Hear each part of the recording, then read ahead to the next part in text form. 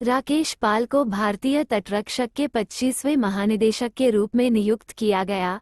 राकेश पाल को भारतीय तटरक्षक के 25वें महानिदेशक के रूप में नियुक्त किया गया है।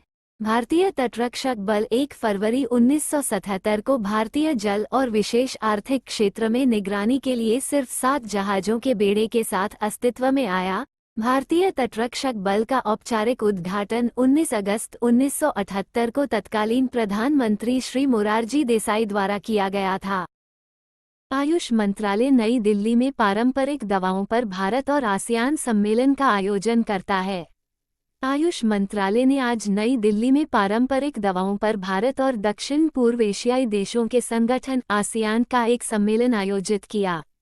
सम्मेलन में भारत और आसियान के कुल 75 प्रतिनिधियों ने भाग लिया।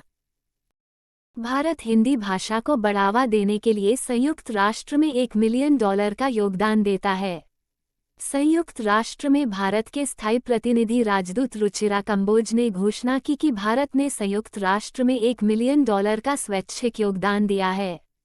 इस योगदान का उद्देश्य संगठन के भीतर हिंदी भाषा को बढ़ावा देने और समावेशी संवाद और समझ को बढ़ावा देना है।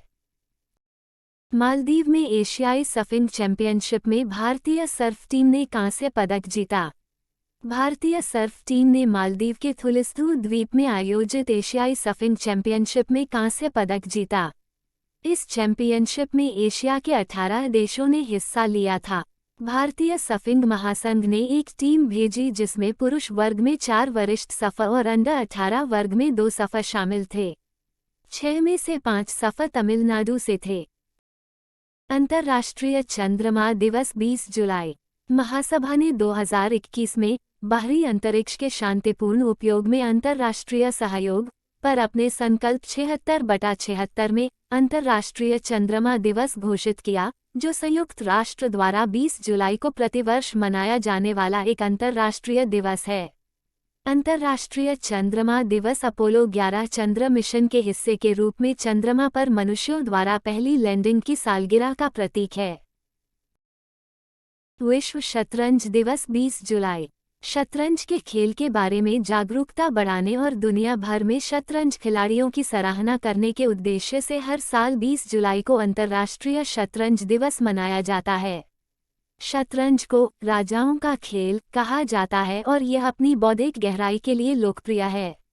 अंतर्राष्ट्रीय शतरंज महासंघ फाइड की स्थापना का सम्मान करने के उद्देश्य से यूनेस्को ने 1996 में अंतर्राष्ट्रीय शतरंज दिवस की स्थापना की। नीति आयोग के निर्यात तैयारी सूचकांक 2022 में तमिलनाडु शीर्ष पर है। नीति आयोग के निर्यात तैयारी सूचकांक 2022 में तमिलनाडु तटीय राज्यों में महाराष्ट्र और गुजरात को पछाड़कर शीर्ष राज्य के रूप में उभरा है। तटीय राज्यों की रैंकिंग में तमिलनाडु के बाद महाराष्ट्र, कर्नाटक, गुजरात, आंध्र प्रदेश, उड़ीसा, पश्चिम बंगाल और केरल हैं।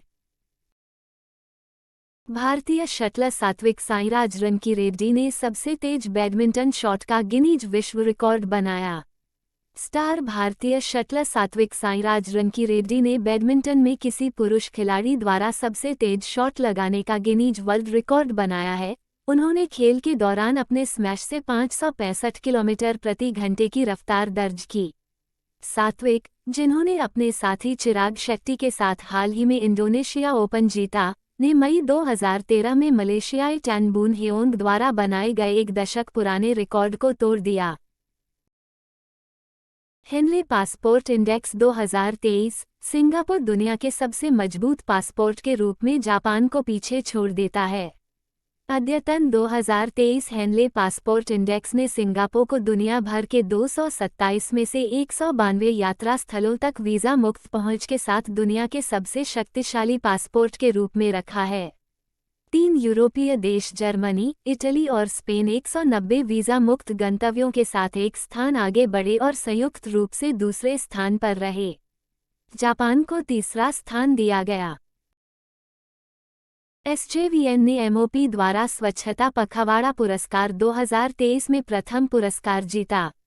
एसजेवीएन लिमिटेड को विद्युत मंत्रालय द्वारा स्वच्छता पखवाड़ा पुरस्कार 2023 में प्रथम पुरस्कार से सम्मानित किया गया है।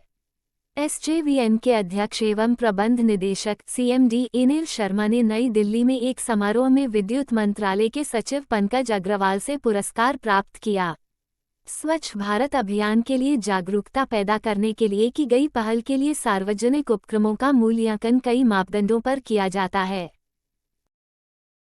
इंडियन ऑयल ने यूएई की एडनॉक, फ्रांस की टोटलेनर्जीज के साथ एलएनजी डील पर हस्ताक्षर किए। भारत की शीर्ष तेल कंपनी आईओसी ने संयुक्त अरब अमीरात की अबू धाबी गैस द्रवीकरण कंपनी लिमिटेड और फ्रांस की टोटलेनर्जीज से दीर्घकालिक आधार पर तरलीकृत प्राकृतिक गैस एलएनजी आयात करने के सौदे पर हस्ताक्षर किए हैं। आईओसी ने 2026 से शुरू होने वाले 14 वर्षों के लिए एडनॉक एलएनजी से प्रति वर्ष 1.2 मिलियन टन एलएनजी आयात करने के लिए एक समझौते पर हस्ताक्षर किए। भारत के निशानेबाज पृथ्वीराज टोंडिमन ने इटली में आईएसएसएफ शॉटगन विश्व कप में कांस्य पदक जीता। निशानेबाजी में भारत के निशानेबाज पृथ्वीराज टोंडिमन ने इटली में आईएसएसएफ शॉटगन विश्व कप लोनाटो 2023 में पुरुषों की ट्रैप स्पर्धा में कांस्य पदक जीता। ब्रिटेन के नाथन हेल्स ने 49 अंकों के साथ स्वर्ण पदक जीता, जबकि चीन गणराज्य के क्यूई यंग ने 48 अंकों के साथ रजत पदक जीता। कार्लोस अल्काराज ने नोवाक जोकोविच के शासनकाल को समाप्त कर पहला विंबलडन खिताब जीता। कार्लोस अल्काराज ने 1-6, 7-6, 6, 6-1, 3-6, 6-4 की शानदार जीत के साथ नोवाक जोकोविच के शानदार विंबलडन शासनकाल को समाप्त करके ऑल इंग्लैंड क्लब में अपना पहला खिताब जीतकर पुरुष टेनिस में एक महत्वपूर्ण क्षण को चिन्हित किया। केवल 20 साल की उम्र में अल्काराज विंबलडन के तीसरे सबसे कम उम्र के पुरुष चैंपियन बन गए, जो पिछले साल यूएस ओपन में उनकी पिछली बड़ी जीत में शामिल थे। विश्व इमोजी दिवस 17 जुलाई। 17 जुलाई को मनाया जाने वाला विश्व इमोजी दिवस डिजिटल संचार में इमोजी की प्रभावशाली भूमिका को मान्यता देता है। तारीख का चयन इमोजी की दुनिया में इसके महत्व के कारण किया गया था, क्योंकि एप्पल और गूगल जैसे प्लेटफार्मों पर प्रदर्शित कैलेंडर इमोजी में 17 जुलाई की तारीख दिखाई देती है।